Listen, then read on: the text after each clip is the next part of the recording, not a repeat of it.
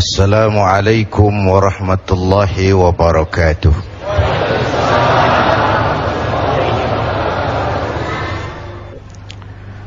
Muhasabah mirip dengan introspeksi, menghitung-hitung diri, melakukan pemeriksaan terhadap diri kita sendiri, menghitungnya sebelum Allah menghitungnya, dengan anggapan kalau kita yang menghitungnya sekarang, maka segala kekurangan-kekurangan itu masih kita bisa perbaiki. Tapi kalau Allah yang menghitungnya kelak, tinggallah pertanggungan jawab. Karena itu Rasulullah berpesan, hasibu anfusakum qabla an tuhasabu. Hitung-hitunglah dirimu sebelum Allah menghitungnya. Contoh, Bapak Ibu pernah nonton film? Pernah? Jangan pura-pura, jawab aja yang jujur. Pernah nonton film? Oke. Film itu menjadi sebuah tontonan setelah melalui proses yang panjang, kan? Ada editing, ada sensor, ada dubbing. Dubbing itu ngisi suara. Kalau suaranya nggak jelas, di dubbing. Kalau ada adegan yang nggak pantas, disensor. Kalau ada cerita yang kurang utuh, diedit. Kira-kira hidup kita begitu. Sekarang putar film itu, film hidup kita putar sekarang di depan kita. Kalau ada adegan yang nggak pantas, masih bisa disensor. Kalau ada suara yang nggak jelas, masih bisa didubbing. Kalau ada adegan cerita yang kurang utuh, masih bisa melakukan editing. Sekarang putar film itu. Ini muhasabah. Menonton film kehidupan. Ini dari akil balik sampai sekarang, apa sih film saya ini? Kita putar waktu malam tuh. Kita bayangkan kembali masa-masa lalu. Muhasabah. Oh, pernah nempeleng orang, sensor. Oh, pernah korupsi, sensor. Oh, ada pernah melakukan yang nggak benar, edit. Cerita yang nggak bagus, buang. Perbaiki ke depan. Ini makna muhasabah. Kan orang sering terjebak, hidup cuma sekali dan pendek. Habisin aja, ngapain baik-baik nanti. Nggak bisa menikmati hidup. Kayak kata orang Tanah Abang, kelapa muda kupas-kupasin, kelapa tua tinggal batoknya. Waktu muda puas-puasin, udah tua tinggal bongkoknya. Enak, enjoy aja. Nikmati apa yang bisa dinikmati. Nggak perlulah muhasabah itu. Padahal hidup bukan sekali. Hidup ini panjang, Pak. Panjang. Dan terjebak pada kenikmatan kulit, rugi. Terjebak pada kenikmatan kulit, rugi. Emas pasti kuning. Benar itu? Apa semua yang kuning pasti emas? Jangan terjebak di permukaan. Jangan terjebak pada kesenangan yang kulit. Yang kita cari kesenangan yang batiniah. Itu sebabnya Rasulullah mengajarkan orang bahagia itu cirinya 4. 4 tanda orang bahagia. Berapa, Bu? 4. 4 apa? 4 ciri. Ciri apa? Ciri 4. Yang pertama, orang bahagia itu menurut Rasul, orang yang dalam urusan materi pandangannya diarahkan ke bawah, sehingga timbul syukurnya, luas hatinya. Kalau luas hati, rumah yang kecil besar rasanya. Kalau sempit hati, rumah yang besar kecil jadinya. Kalau hati sempit, rumah kecil, kiamat namanya. Orang bahagia orang yang hatinya luas, bisa mensyukuri nikmat. Tapi orang yang hatinya sempit biasanya tidak bisa mensyukuri nikmat. Dan ini lebih celaka, tidak senang lihat orang lain dapat nikmat. Orang begini susah gemuk. Susah gemuk. Gimana kok bisa susah gemuk, Pak Kiai? Lah, lihat tetangga beli televisi demam. Tetangganya beli sepeda motor masuk rumah sakit. Tetangganya beli mobil mati. Disiksa oleh perasaannya sendiri. Orang kalau sudah nggak bisa mensyukuri nikmat dan tidak senang lihat orang lain dapat nikmat, disiksa oleh perasaannya sendiri. Dan orang kayak gitu ya susah gemuk dong. Dalam materi orang lihat ke bawah, timbul syukurnya. Syukur kita punya mobil, tetangga sebelah cuman punya motor. Syukur kita punya motor, tetangga sebelah cuma jalan kaki. Syukur kita bisa jalan kaki, tetangga sebelah setruk bertahun-tahun gak kemana-mana. Yang setruk alhamdulillah masih hidup. Tetangga sebelah kemarin pulang gak balik lagi. Mensyukuri nikmat. Tapi kalau dibalik, materi lihat ke atas, kapanlah awak nih mau bersyukur? Kapan mau bersyukur? Kalau manusia diberikan 2 ladang emas, puas? Enggak, mereka akan cari ladang emas ketiga. Bukankah puasa? Coba lihat. Kalau sudah kayak gini hari menjelang maghrib, apa saja kalau boleh orang lain jangan kebagian. Semua mau saya minum, semua mau saya makan. Kalau boleh orang lain jangan kebagian lah. Semua buat saya. Padahal kena seteguk air, sepotong roti. Inilah hidup tuh. Kalau diperturutkan nggak pernah kenal cukup, nggak pernah kenal titik, nggak pernah kenal puas. Maka dengan puasa kita muhasabah. Kalau ukurannya materi relatif, Pak, Bu, apa? Tukang beca ngomong, tukang beca bilang enak naik Mercy ya, joknya empuk, AC-nya sejuk. Kata tukang beca. Yang di Mercy ngomong, tukang beca enak bener ya, di atas jok ngorok, nggak ada yang dipikirin. So, enak tuh ada di mana? Enak tuh punya siapa?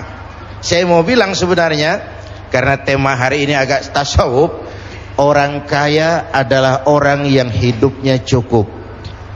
Orang miskin, orang yang selalu merasa kurang. Jelas, Bu?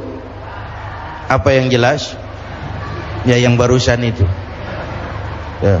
Yang kedua, orang bahagia itu kata Nabi, dalam urusan akhirat dia lihatnya ke atas. Dia yang tua itu sanggup puasa dan gak apa-apa. Kenapa saya yang muda tidak? Dia bisa tarawih, kenapa saya tidak? Dia bisa, begipun sibuknya dia bisa datang ke pengajian, kenapa saya tidak? Keinginan mencontoh yang ukhrawi, keinginan mencontoh yang immaterial, dan itu melahirkan sugesti untuk beribadah lebih baik. Yang kedua. Yang ketiga, orang bahagia itu kata Nabi, orang yang selalu melupakan kebaikannya. Ini juga bagian introspeksi. Orang yang kalau berbuat baik dia ikhlaskan, gak pernah diingat-ingat, dia lupakan, dia anggap dirinya belum pernah berbuat baik, sehingga kalau ada kebaikan dia tidak bisa ikut, dia merasa sangat rugi. Lawanannya orang celaka, orang yang selalu mengingat kebaikannya, menepuk dada, menghitung jasa. Tuh kalau nggak saya tuh, itu kalau nggak saya, itu kalau nggak saya. Emang kalau nggak lu kenapa sih? Selalu kalau nggak saya, kalau nggak saya, kalau nggak saya. Orang yang suka menepuk-nepuk dada itu biasanya orang yang nggak percaya diri, Pak.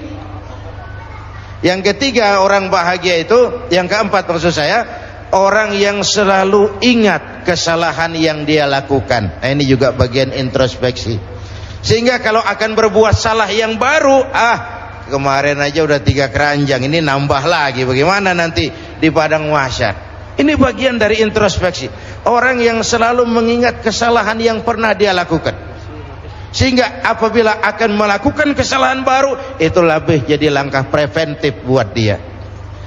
Oleh karena itu, di dalam kita bermuhasabah seraya menghayati apa yang kita laksanakan dalam pelaksanaan ibadah puasa ini, maka sekali lagi, mumpung film kita sendiri yang putar. Kalau nanti Allah yang putar film hidup kita, tinggal pertanggungan jawab. Tapi kalau sekarang kita yang putar, masih bisa diedit, masih bisa disensor, pintu taubatnya masih terbuka. Bu, putar film ibu, putar film kita Pak. Jangan sampai kita termasuk nanti di hadapan Allah banyak adegan-adegan hidup yang mestinya nggak disensor, belum kita sensor, bertanggung jawab loh di hadapan Allah. Mestinya kita edit, nggak kita edit, bertanggung jawab loh di hadapan Allah. Memang hidup ini singkat, tapi ya waktu yang singkat akan terasa banyak manfaatnya kalau kita bisa menggunakan dengan sebaik-baiknya. Dan mati bukan akhir dari sesuatu yang bernama hidup. Ini kan kita ini semua nih calon-calon jenazah nih. Ibu-ibu tuh bakal mati. Mati. Bapak-bapak nih mati, saya belakangan. Kalau saya terserah Pak, saya sih ikhlas kapan saja. Mau bapak-bapak dulu, saya belakangan boleh. Atau sebaliknya, saya belakangan bapak duluan. Terserah, saya sih ikhlas. Saya sih ikhlas. Takut mati Pak, jangan hidup. Takut hidup Pak, mati saja. Muslim itu berani hidup, tidak boleh takut mati. Ya tapi saya masih muda Pak. Bukan soal tua muda, muhasabah itu. Soal jatah, maut itu aneh. Kadang-kadang kakeknya seger buger, cucunya mati. Ada yang model begitu? Banyak. Jangan bilang saya masih muda. Muda, cantik, terkenal, mati. Ya kalau Mbak Surip, nah, mantep toh. Ya udah 60-an, Mas Rendra 71, tapi orang kayak Taufik Sapalas, Nike Ardila, muda, cantik, terkenal, mati. Alda, suara emas, muda, terkenal, mati. Nggak bisa kalau mau muhasabah, nggak bisa dikubur Munkar Nakir. Tanya Alda, man rabbuka? Lalu dia jawab, aku tak biasa. Ya nggak bisa dong. Babnya lain. Ini muhasabah. Tidak ada orang yang tidak pernah salah. Jadi orang yang baik bukan orang yang tidak pernah salah, karena tidak ada orangnya yang tidak pernah salah itu. Orang yang baik adalah orang yang kalau dia melakukan kesalahan, dijadikannya itu sebagai pelajaran untuk tidak diulanginya lagi di masa yang akan datang. Tidak jatuh dua kali di tempat yang sama. Sepanjang nafas belum sampai di tenggorokan, sepanjang itu taubat diterima oleh Allah Subhanahu wa taala. Cuma tentu untuk melaksanakan sesuatu yang bernama taubat, bahkan tidak harus menunggu sampai usia senja. Udah lalui sanjo, udah sore baru mau taubat, tidak. Atau menunggu sebuah kondisi. Biasanya kalau kita ini kan kalau lagi kepepet, sulit, sakit, sama Allah dekat bener. Kalau rezeki lagi payah, lapangan kerja lagi, ya Allah, ya Allah, ya Allah. Dikasih keluangan sedikit, tamat, wassalam. Artinya ketika miskin kita hamba Allah, setelah jadi orang kaya kita pindah jadi hamba harta. Ini tidak konsisten namanya. Maka itu Bapak Ibu, saya mau tambah sedikit. Kalau nanti, ini soal taubat ya, seapapun banyaknya dosa, kalau nanti Bapak Ibu kita ini insya Allah sampai ke surga, amin. Di surga ini nanti kita ketemu orang baik-baik, syuhada, solehin, hawaib, para wali. Kita nggak usah heran, itu wajar lah orang baik-baik tempatnya di surga. Bapak itu nanti terkejut kalau masuk surga ketemu pelacur. Pelacur masuk surga. Loh, kok sampean ada di sini Mbak Yu? Ini Allah apa nggak salah wesel tuh ini? Dia bilang, Mas, saya ini ada di sini, di surga sini.